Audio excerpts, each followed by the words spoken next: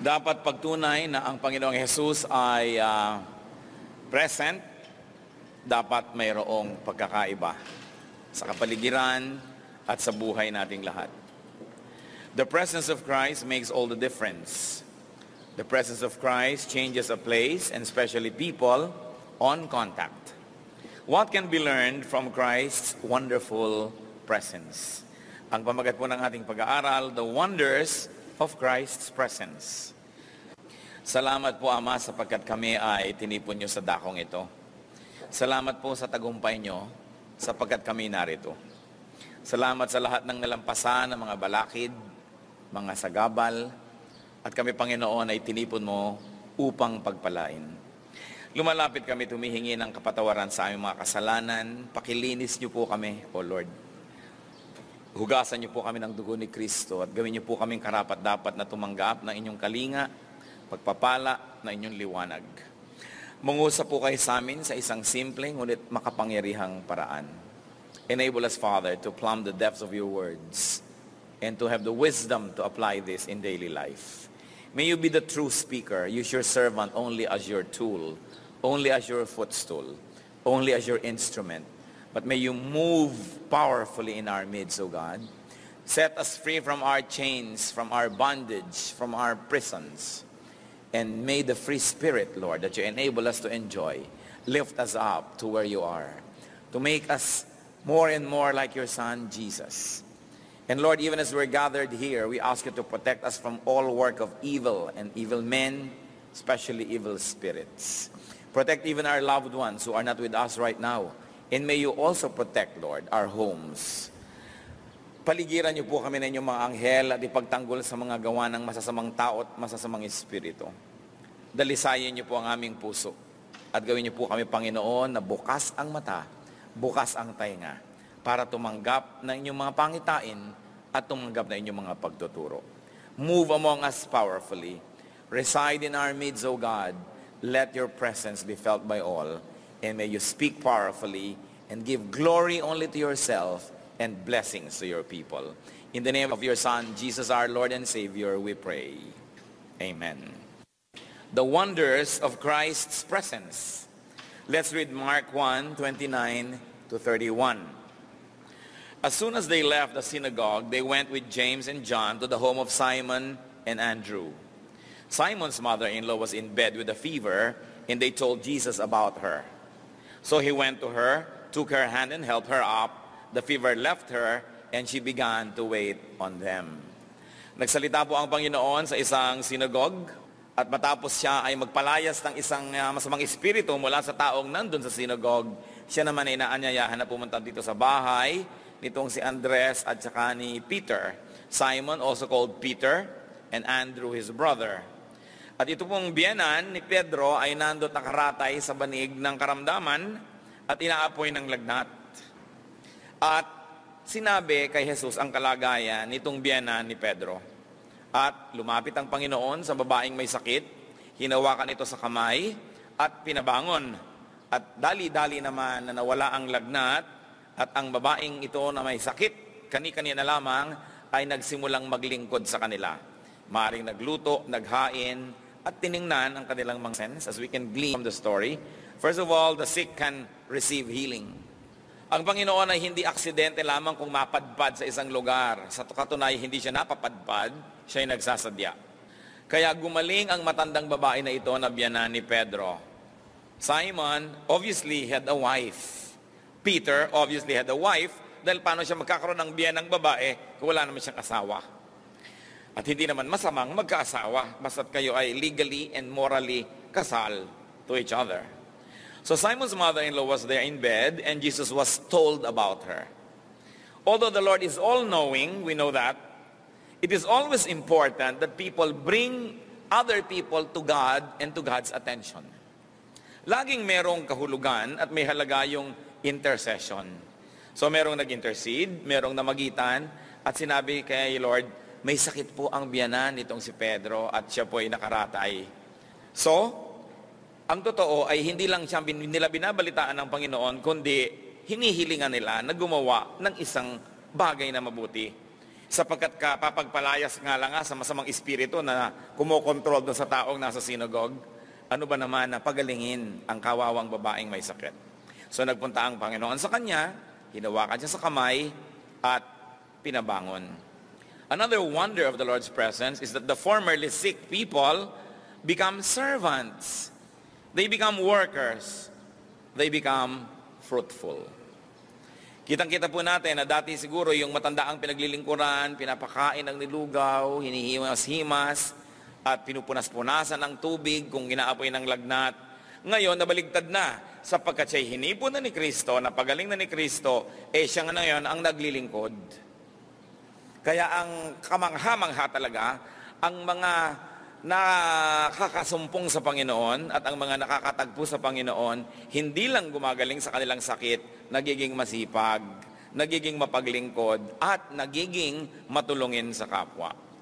So Peter's mother-in-law began to serve them.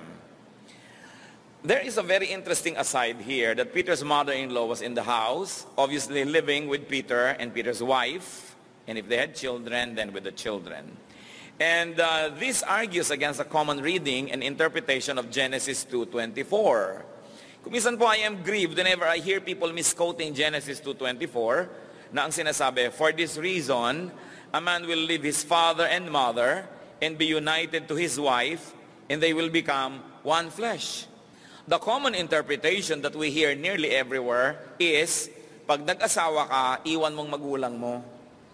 Hindi bali na kung gumagapang yan sa sakit, gumagapang sa hirap, di bali na kung biyud at nag-iisa't walang makakasama sa bahay, di bali na kung malulungkot, di bali na kung malabo na ang mata, di bali na kung nirarayuman at hindi na makapagluto, dahil sabi daw ng Diyos, iwan ang magulang pag nag-asawa. There is a great discomfort that I have with that kind of interpretation because it is inconsistent with God's kind character and with the very kind character that God has for older women. Nakita natin yung babaeng balo na namatayan pa ng kaisa-isang anak na lalaki at umasalubong ng Panginoon ng libing. Naawa siya doon sa matandang babae kasi wala nang magtataguyod sa kanyang pagtanda. Kaya ang ginawa ng Panginoon, pinatigil ang libing, hinawakan yung kilalalagyan ng bangkay at pinabangon yung lalaki at binigyan muli ng buhay para siguro siya naman ang makapaglibing sa kanyang ina. Sapagkat bagamat malungkot maglibing ng magulang, doble naman yata ang lungkot na maglibing ng anak. Kaya ang mga anak na mapagmahal sa magulang, nabubuhay ng mapayapa, tahimik, at umiiwas sa mga gulo, mga sakuna, para naman humaba ang buhay nila at magkaroon sila ng pananagutang mailibing ang kanilang magulang. Sapagkat mahirap namang magulang mo pa ang maglibing sa iyo, matanda na siya. Alangan naman na binigyan ng Panginoon ng buhay yung lalaking yon at matapos nung mag-asawa, biglang sinabi ng Diyos, iwan mo na ang nanay mo dahil nag-asawa ka na. Parang hindi yata consistent sa pagkakakilala natin sa Diyos. At ang Panginoong Jesus, nung siya ay nakabayubay sa krus, nandyan si Maria na kanyang ina dito sa lupa, at nandyan naman ang kanyang disipulo na si Juan, John the Beloved. Ano pong sabi ni Jesus kay John at kay Mary na magkasamang nandun at nagdadalamhati sa paanan ng krus?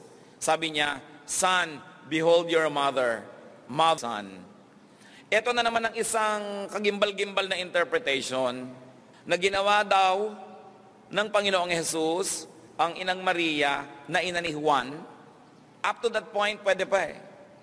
Pero dahil daw si Juan ay disciple, therefore, representative ng lahat ng disciples, at dahil lahat ng disciples ay representative ng Christ, ng buong mundo at ng buong church, ginawa daw po si Maria na ina ng buong simbahan at ng buong sangkatauhan. Parang overstretched naman ang interpretation. Dahil, pagkatapos ng verse na yon, ang sabi, and John took Mary home to his house where she stayed.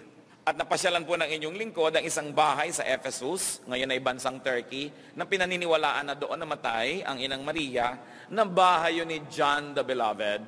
Sapagkat doon pagkalaki-laki yung Cathedral of St. John, na pinaniniwalaan kauna-unahang malaking iglesia, matapos ang Panginoon ay umakyat na sa langit dahil nagtayo ng church doon si John the Beloved. Ang ibig sabihin lang po, sapagkat si Jesus ay panganay na anak, at siya'y mamamatay na, sino ang magtataguyod sa kanyang ina dito sa lupa? Ibinilin kay John. Kaya sabi niya, ina, mula ngayon, ayan na ang iyong anak, dahil mawawala na itong anak na kaharap mo. At ikaw naman lalaki, mula ngayon ay itaguyod mo na siya bilang ina.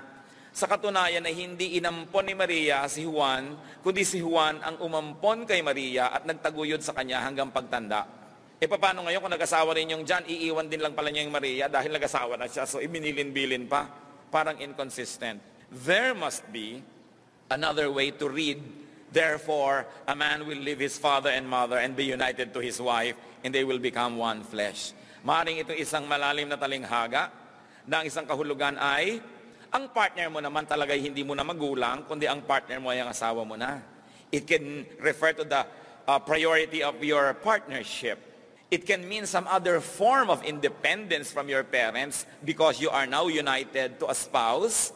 But I don't believe that it means you physically abandon your parents just because you got married. Especially if they have no means to take care of themselves. Especially if they are not healthy. And especially if they're already alone. Parang hindi ganun ang pagkakilala ko sa Diyos, maaaring may problema ang ating scholarship ng interpretation. But going back to our main story, but by the way, before doing that, there are many instances of in-laws living with their married children. In fact, si Ruth and Naomi lived together, even though Ruth already remarried. Nandun pa rin si Naomi.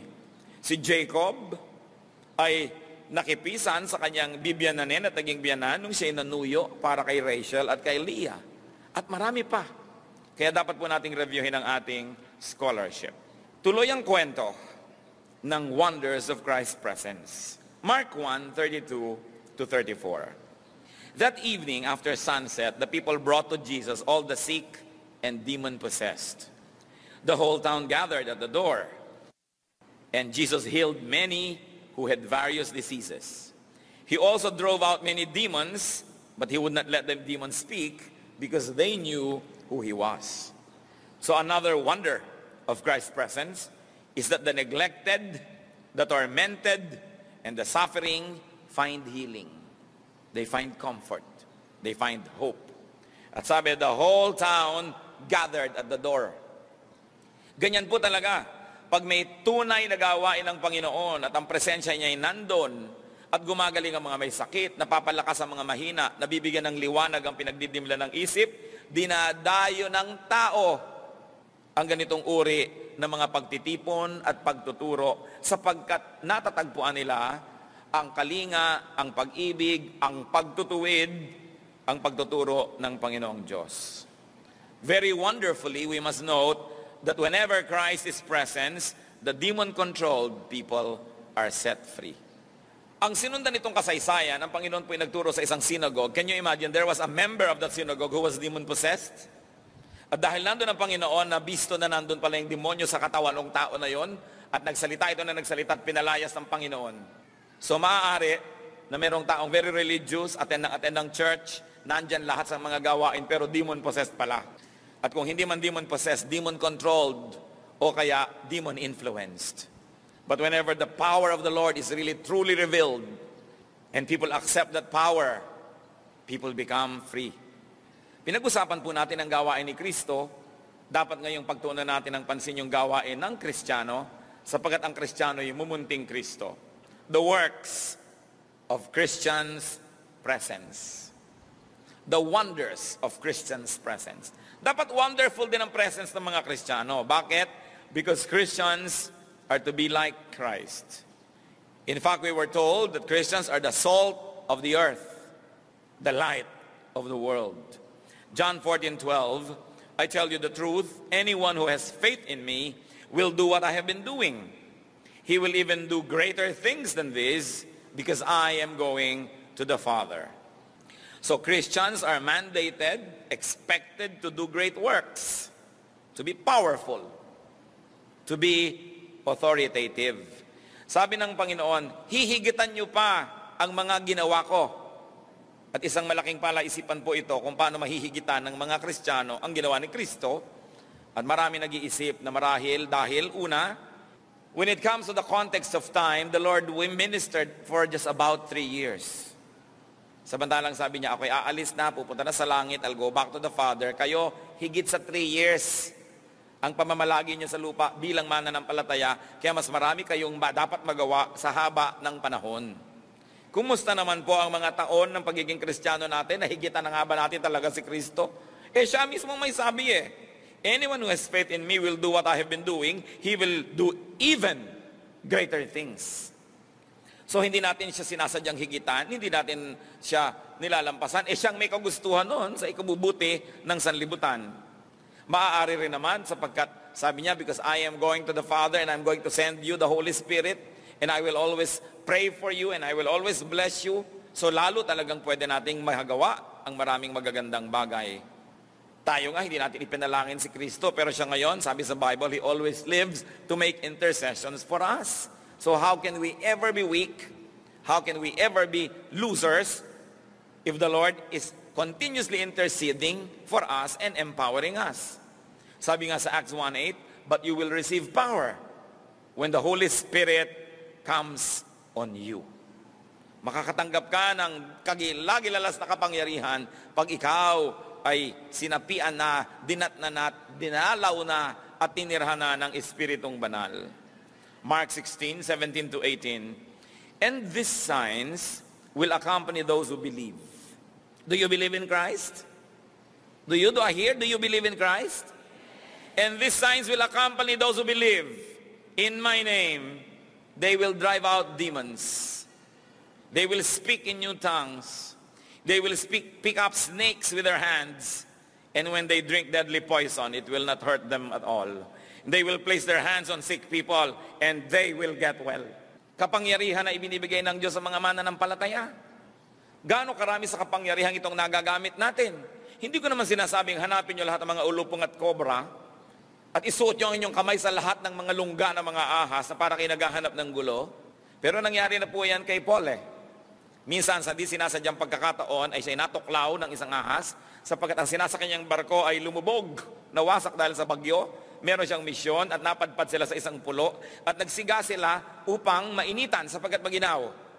At meron ulupong palang nakatira doon sa mga kahoy at nung nag-aapoy na lumabas at natuklaw si Paul. At ang lahat ng nakakitang natuklaw siya sabi, naku, patay kang bata ka. Hindi ka makakaligtas dahil talagang alam nilang makamandag. Subalit, nung hindi man lang inalintana ni Paul ito at hinagis pa niya sa apoy, ang ulupong na ito, at hindi siya namatay at kinabukasan ay buhay na buhay pa siya, napakaraming nanalig. Ngayon, marami na pong kahulugan yan, hindi naman kailangan laging literal na hindi ka tinablan ng laso ng ahas. Kasi maaaring yung ahas na yun ay si Satanas at tuklaw-tuklawin ka man niya ay hindi ka tinatablan dahil punong-puno ka ng Espiritu ng Diyos. Maaaring ang ahas na yan ay isang pagkaganda-gandang babae o pagkagwapo-gwapong lalaking tumutukso-tukso sa iyo. Uugoy-ugoy ang tuhod niya sa mga gilid-gilid at laging gustong ikay-akitin, pero di ka tinatablan dahil nasa Panginoon ka. Maraming ahas ngayon at maraming kamandag. Kaya ang mahalaga, hindi lang literal yan.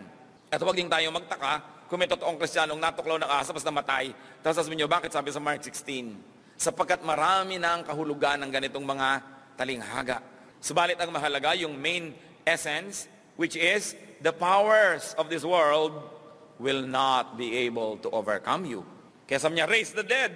Ngayon, kung may patay, sabi mo, bumangon ka, baka magtakbuhan lahat naman ng mga naglalamay. Pero, kung ang isang tao ay patay ang espiritu, walang pag-asa, nabubuhay sa kasalanan at kadiliman, dinala mo si Kristo, tinanggap si Kristo, nanalig, nagkaroon ng bagong buhay, that is raising the dead. Because there are many forms of death. Katulad ni Adam at Eva, sinabi ng Panginoon, the moment that you eat the forbidden fruit, you will die. Pero nung makakain na sila, namatay ba? Nagkaanak pa nga at dumami pang tao, eto pa tayong mga apo nila. So ang kamatayan pala nila, hindi physical. May namatay sa kanila, ang kanilang spirito. Kaya maraming tao, buhay ang katawan, pero patay ang espiritu. Ngayon, when you minister to them, you raise the dead. And that is also very true. There are many levels of reading of Scripture. And when your common sense tells you that it is not wise to be literal, then don't be literal in your interpretation. Katulad ng sinasabi na, ni Lord na I am the door, alam nga namang hanapan mo pa ng doorknob. Sabi ni Lord, I am the bread, kaya gusto mo kainin. I am the way, sa manasa ng pavement. Siyempre, talinghaga. Ang mahalaga, we apply good scholarship when we read Scripture. But the overriding essence of these verses will be only that people are empowered by God to the point that they will transcend natural limitations. And that's important. You don't always say, kasi mahihain ako, kasi hindi ako marunong, kasi may limitasyon ako. Kailangan nalalampasan natin ang mga ganong klaseng limitasyon. Matthew 10:7-8, as you go, preach this message. The kingdom of heaven is near. Then heal the sick, raise the dead, cleanse those who have leprosy, drive out demons. You don't always actually drive out demons because many people are not demon-possessed, but they are demon-influenced. So when you work hard and teach them and pray for them and build a fence around them through prayer, then you set them free from demonic influence. So you are actually driving out demons. Although there are actual cases of real demons that have to be driven out. Ngayon ang mga Kristiyano, pag nabalitaan, ay may possess dito, may possess doon, ipinagpe-pray, anong tendency natin? Lumapit at manalangin at palayuin ang demonyong ito o takbuhan tayo at tatakot. Parang ahas. Pag nakita mo yung ahas, takbo ka. Ang totoo yung ahas, takbo rin dahil takot din sa sayo. At ang Kristiyano na pinamumugaran ng Espiritu ng Diyos ay may kapangyarihang magpalayas ng mga ganito. So Christians present should, and Christians should bring healing to the sick. Dumating si Jesus, may nakaratay, pag alis niya, nagsisilbi na, nagluluto na, naglalaba, namamalansya na yung may sakit. Ganon din dapat mga kapatid, ang taong dinadapuan natin, ang mga taong dinadalaw natin, nakakakurus ng ating landas, sila'y gumagaling sa kanilang mga sakit. Sapagkat tayo'y Kristiyano, nasa atin ang Espiritu ni Kristo, marapat lang na kahit saan tayo magpunta, nagkakaroon ng healing. It may be physical, but very importantly, it should be emotional and spiritual healing. Ganon tayo dapat na blessing to the world. Acts 10:38, how God anointed Jesus of Nazareth with the Holy Spirit and power, and how he went around doing good and healing all who were under the power of the devil, because God was with him.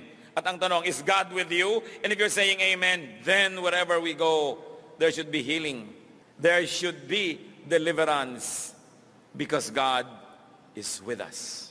Hindi natin dapat tinatalikuran, hindi natin dapat ini-ignore, hindi natin dapat kinukonsinte ang mga kamag-anak natin, mga kaibigan natin, kilala natin na nabubuhay sa kasalanan, na nagkakaligaw-ligaw ang buhay, pagkatapos ikaw naman to be politically correct, hindi ka nalang kikibo. Ang Kristiyano, kaya natin alam ang katotohanan para natin ituro.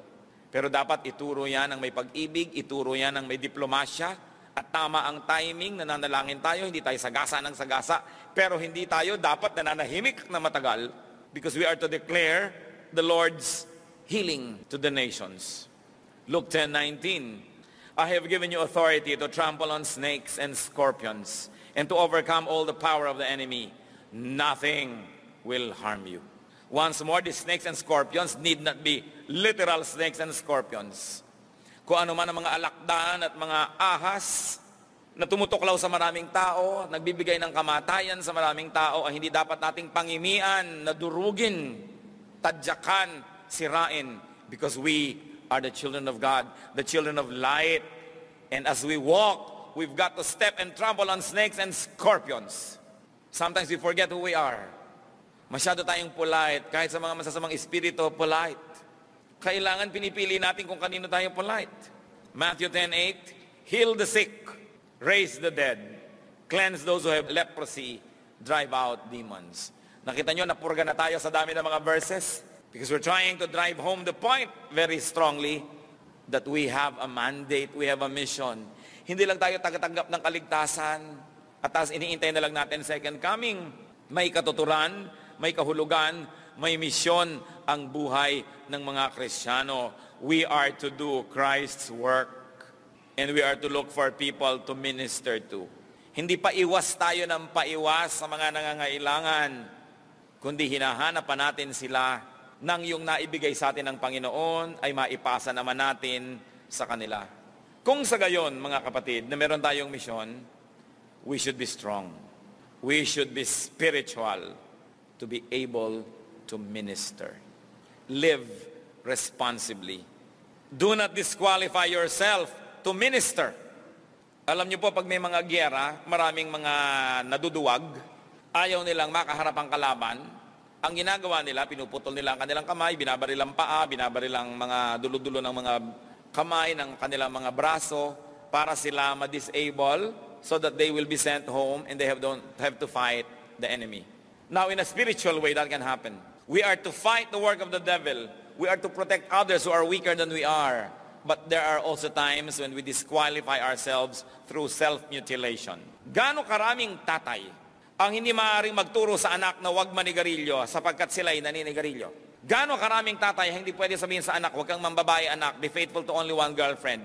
Alam na alam ng anak, may number 2, may number 3. Gaano karaming nanay ang hindi masabi sa anak, maging mahinhin ka. Huwag kang sumama ng kani-kaninong lalaki na overnight. Yung nanay, ganun din ang istorya.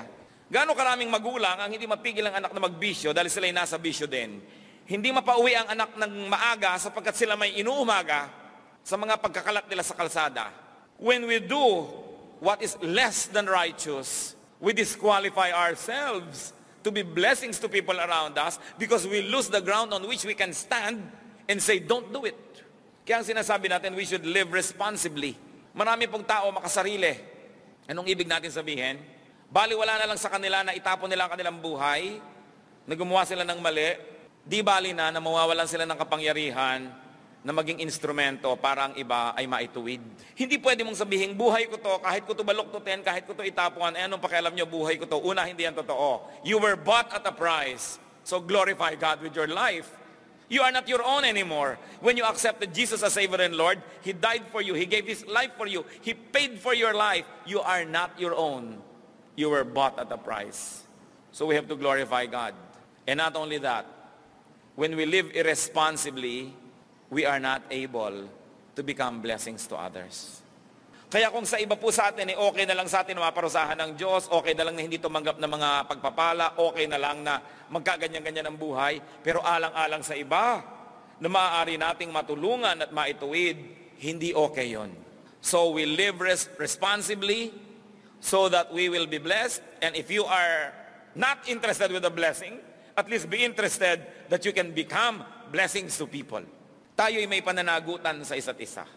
Gaano karaming mga ina ang gusto nang magtaksil sa kanilang mga asawa pero naninindigan at dahil may mga anak. Kung sa asawa lang, pwede na eh. Sabi na ko, may mga bata, paano kaya yan? Gaano karaming mga tatay ang pinipigil ang matukso dahil sabi na, naku, may mga anak ako. Di bali na kung sa asawa na lang. Pero lalong-lalo na kung sasabihin, teka, may asawa ako, may pananagutan ako. Marami sana sa atin bibigay na lang sa kasalanan. Sunday school teacher ka, Bible study leader ka, choir member, instrumentalist ka, singer ka, pastor ka. Alang-alang sa mga tinutulungan mo at naniniwala sa'yo, naninindigan ka, kahit pa nga dumadating yung mga panahon, o kung saganang sa'yo lang, pwede na sana ikaw mahulog dyan sa kanal. Pero may iba pa na madadamay. May iba pa na makakaladkad sa ating mga karumihan. At may mga dapat matulungan na di natin matutulungan dahil tayo mismo ang magiging nangangailangan ng tulong. Yan ang halaga ng paninindigan sa ating pananampalataya. Because we must have a wonderful presence, and Christians must make the poor rich, especially in a spiritual way. Christians are to make the weak strong.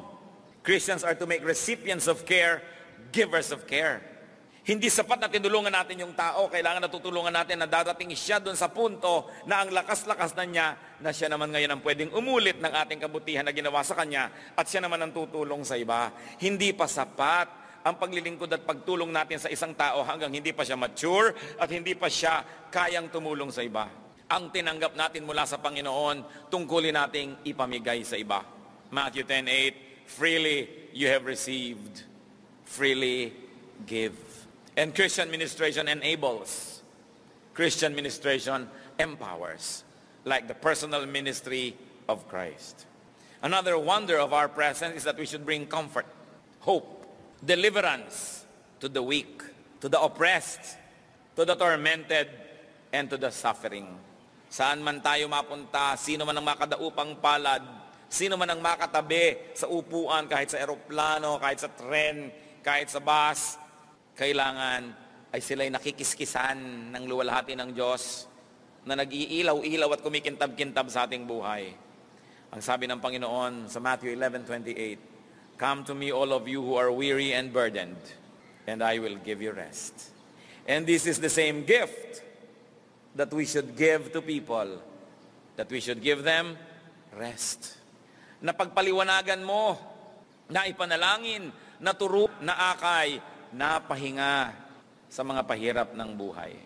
Kaya ang sabi sa 2 Corinthians 5:20, we are therefore Christ ambassadors Tayo'y sugo ni Kristo, representante ni Kristo.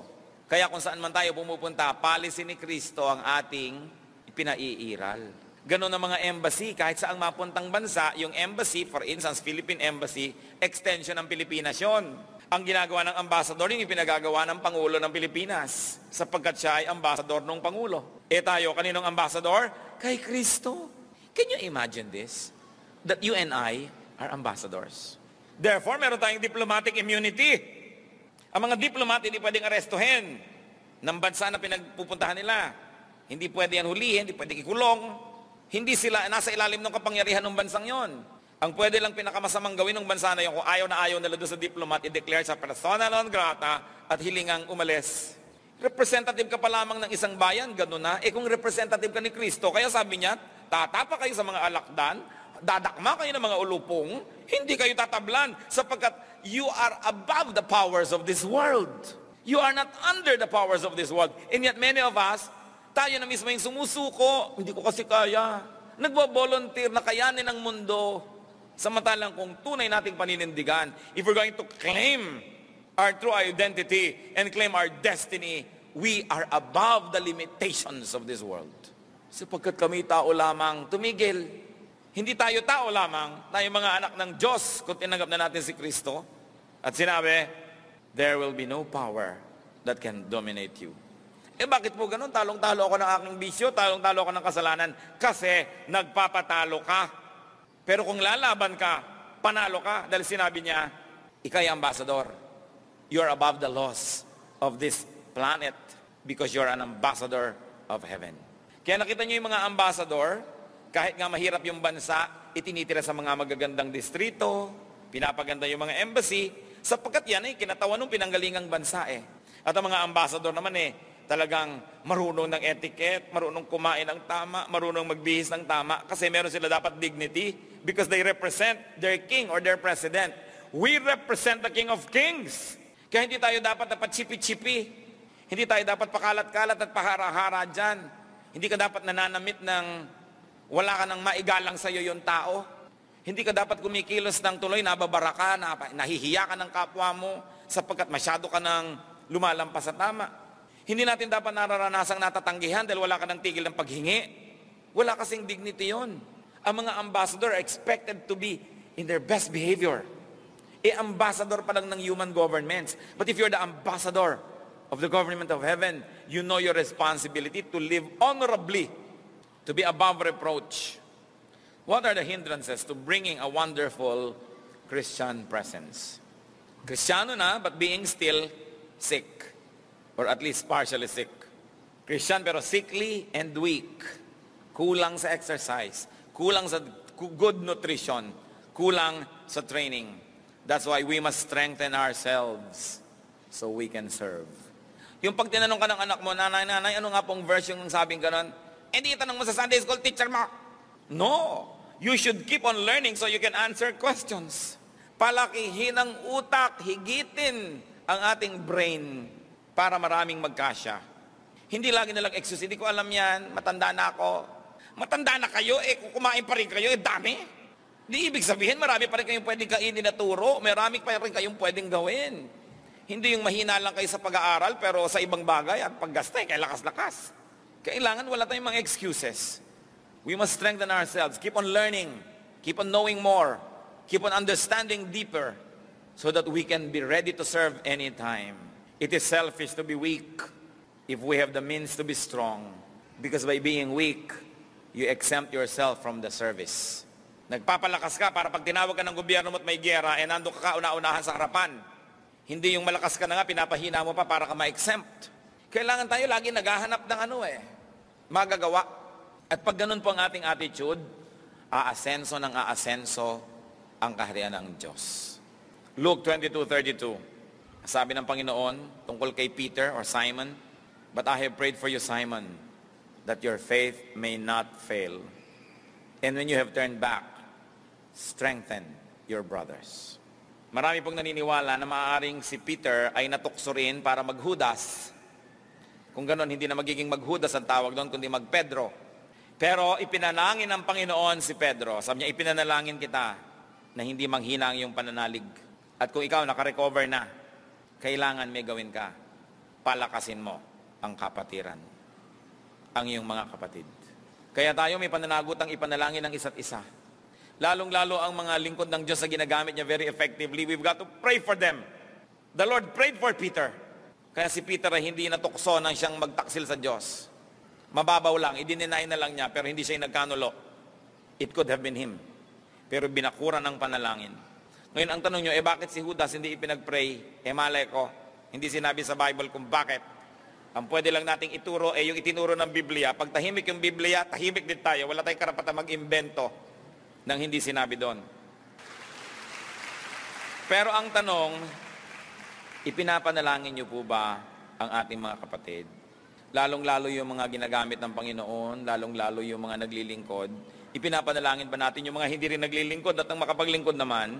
At sabi, pagka ikay nakarecover na, palakasin mo ang iba. Tayo po, nalampas na doon sa kahinaan at napalakasan ng Panginoon, abay dapat tayo maglingkod na. Yung iba naman, sabi, hindi pa po ako lumalakas kaya hindi ako makapaglingkod. Maglingkod na kayo para kayo lumakas. Kasi ang paglilingkod, nakakapagpalakas din yan eh. Kung wala kayong ministry, kumisan madaling mabuyo sa tukso. Madaling mabulid. Pero dahil meron kayong ministry, may iniingatan kayo, nag-iingat nga tuloy. Pero pag walang iniingatan, nagiging pabaya. Kaya nais ko, ipasubo natin ang ating mga sarili sa ministry para meron tayong minimaintain, meron tayong inaalagaan. At nakakatulong yon kung minsan na hindi na kayo banal dahil banal kayo, kundi dahil ayaw nyo lamang mapahiya. Ay nakakatulong na rin yon. Kaysa naman sa wala tayong ikinahihiyaman lang dahil wala tayong pananagutan. Manalangin at magpalakas sa isa't isa. Acts 15:32. Judas and Silas, who themselves were prophets, said much to encourage and strengthen the brothers. So you see, they encouraged and they strengthened the brothers. Yan ang ating duty. Hebrews 12:12-13. Therefore, strengthen your feeble arms and weak knees. Make level paths for your feet, so that the lame may not be disabled, but rather healed. Palakasin mo yung sarili. Maging blessing ka sa iba. And we should move on to maturity so we can become teachers, helpers, providers. Hebrews 5:12-14, ito po yung sermon dun sa mga ang tagal ng Kristiyano, immature pa. In fact, though by this time you ought to be teachers, namnamin niyo po ito kung kayo dapat ang tabla nito, ha? In fact, though by now you ought to be teachers, you need someone to teach you the elementary truths of God's Word all over again. You need milk, not solid food. Anyone who lives on milk, being still an infant, is not acquainted with the teaching about righteousness. But solid food is for the mature, who by constant use have trained themselves to distinguish good from evil. May pinapagalitan dito. Dapat karne na kinakain nyo. Hanggang ngayon, gatas pa rin. May tsupon pa kayo. Kasi ang tanda-tanda nyo na, bonjing-bonjing pa kayo, gatas, gatas, gatas. Dapat teacher na kayo eh. Diba? Dapat kayo na umaakyat dito, tapos uupo-upo lang kayo dyan. Kayo kaya itong pinag-uusapan? Tayo kaya ay dapat naglilingkod na nandiyan sa mga pinto, tumatanggap sa mga dumadating, tapos kayo lang lagi yung tinatanggap, pinapaupo. Sabi, kailangan lumampas kayo dyan. Sapagkat hanggat hindi kayo nagpapalakas ng mahina, hindi kayo naglilingkod, hindi pa kumpleto ang inyong pagkakristyano. Kailangan naglilingkod na. Kailangan meron na tayong mga ministries. So that's one, being weak. Because people are weak, they are not able to become blessings. Another hindrance is ignorance, lack of knowledge. Hosea 4:6, my people are destroyed from lack of knowledge. Nabibighani ng kung ano-ano mga nakikita sa telebisyon, naririnig sa mga radyo, nababasa kung saan-saan, naaakit ng kung ano-anong mga katuruan na ang wakas lamang ay pinagsasamantalahan lang ang mga mangmang na madaling maniwala. Kaya kailangan marunong at patuloy na nag-aaral. Another hindrance is laziness. May intensyon naman, tinatamad lang nga. Hebrews 6:12, we do not want you to become lazy, but to imitate those who through faith and patience inherit what has been promised. And another hindrance is lack of understanding of one's responsibility to become a good witness and example. Matthew 5:16, in the same way, let your light shine before men, that they may see your good deeds and praise your Father in heaven. Kailangang mamulaklak tayo ng napakaraming mabubuting gawa at nang makita yan ng tao at mapuri ang Ama sa langit. Hindi ang nakikita sa ating kapintasan, sabi tuloy, yan ba nagba-Bible study? Ganyan ba mga born again? Ganyan ba mga Christian? Baligtad ang nakikita. Pero sino ang makakatutol at makakatanggi sa isang patotoo dahil sa mabubuting gawa? Kaya napakahalaga niyan. Isa pa pong hindrance kung ba't hindi tayo magamit ng Panginoon kumisan, our specialist mentality. Sasabihin natin, hindi naman ako evangelist, hindi naman ako Bible study leader, hindi ako deacon, hindi ako deaconess. So ano ka na ngayon? Wala. Walang specialista dyan. Anyone who has Christ in his heart is a missionary. And anyone who don't have Christ in their hearts are mission fields. Pag may alam ka, hindi niya alam, ikaw yung teacher. Kahit konti lang yung alam mo, siya naman wala, teacher ka. Kailangan ka magturo. Hindi mo sasabihin na, hindi naman ako member ng ganung committee, hindi ako member ng ganung committee. Tao lang naman umimbento niya mga committee na yan Ang mahalaga, may dapat gawin. Galatians 6:10, therefore, as we have opportunity, let us do good to all people, especially to those who belong to the family of believers. In Colossians 4:5, be wise in the way you act toward outsiders. Make the most of every opportunity. Ibig sabihin, to share the Lord. Samantalahin ang lahat ng pagkakataon. Huwag mag-aksaya. In Proverbs 3:27, do not withhold good from those who deserve it when it is in your power to act. That we should be full of good works. As Christians, let us brighten up a room just by entering it. Let us strengthen and help people. Let's be blessings to people around us. Matthew 5:13 and 14, you are the salt of the earth. You are the light of the world. So Christian, make a difference. It is important to make a difference.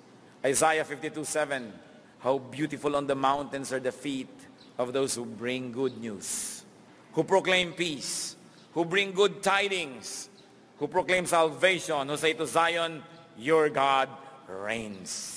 Napakaganda doon ng paana, ang daladala ay balita tungkol sa Diyos.